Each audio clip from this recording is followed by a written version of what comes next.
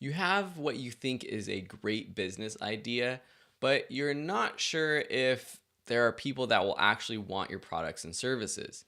The next step is to actually validate your business. And there's two different ways that I suggest doing this. First, you have soft validation, which is what you can do right now without an audience, literally as I teach you how to do it. The second is hard validation, and I'll talk about that coming right up. But first, let's talk about soft validation, which basically means doing just a little bit of market research yourself. I like using tools like Google, Facebook, and YouTube to see if a topic is popular. Now, I'm a digital media company, so this might look a little different than what you might do if, for example, you're creating a brick and mortar business. You still have to do digital marketing as a brick and mortar business.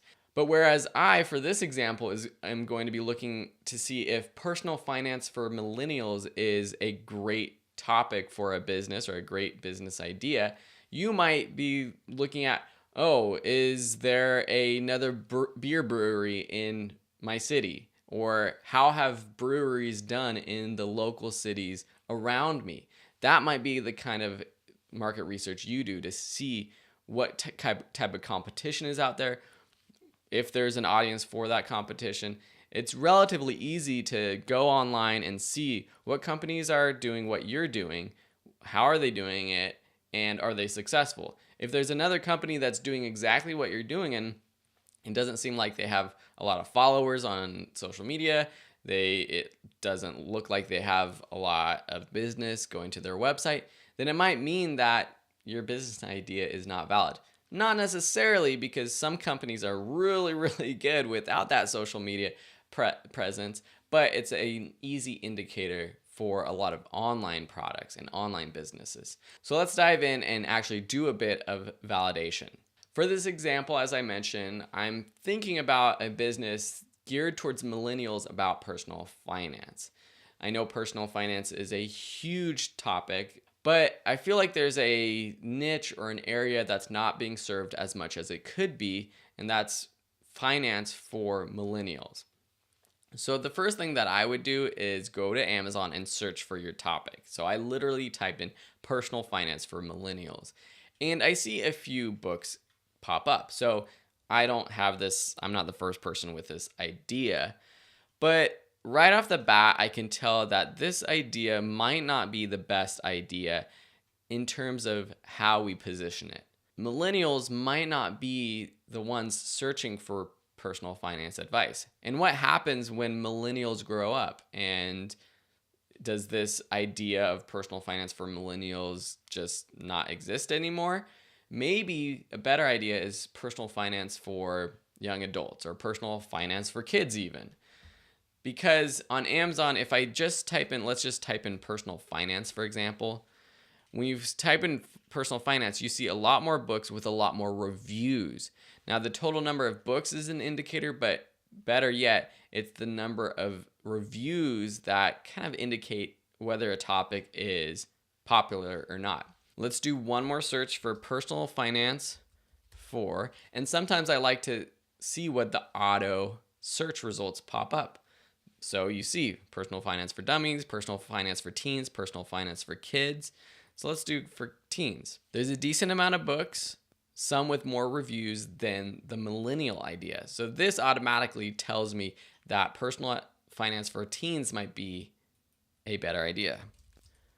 Young adults. Let's just see.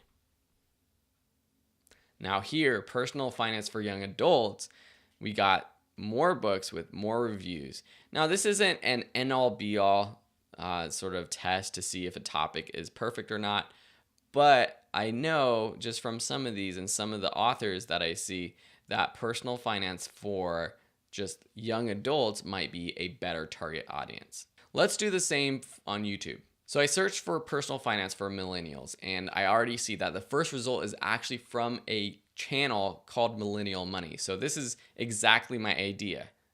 And let me just go to their channel just to see what they're actually doing. But I'm guessing this is a channel that is geared towards millennials. Let's just see if it's actually a relevant channel, if they're posting a lot, because I see the review subscribers is very low. Man, they're posting a few videos, but not that many. Now, this is a good sign. Did it just not work? Was there not an audience for it? Or did she just not push far enough or hard enough to make it work? Who knows?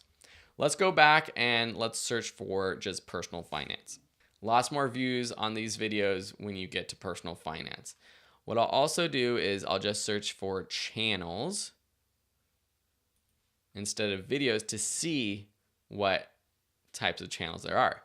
What I've actually personally heard is that personal finance is an area on YouTube that is underserved. That's something I've heard through some other research. So that's partly why I think YouTube does need some more personal finance channels.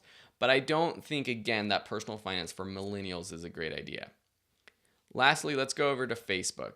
Search for personal finance for millennials, no groups. And I'm searching for groups because that will tell me, are people interested in this topic?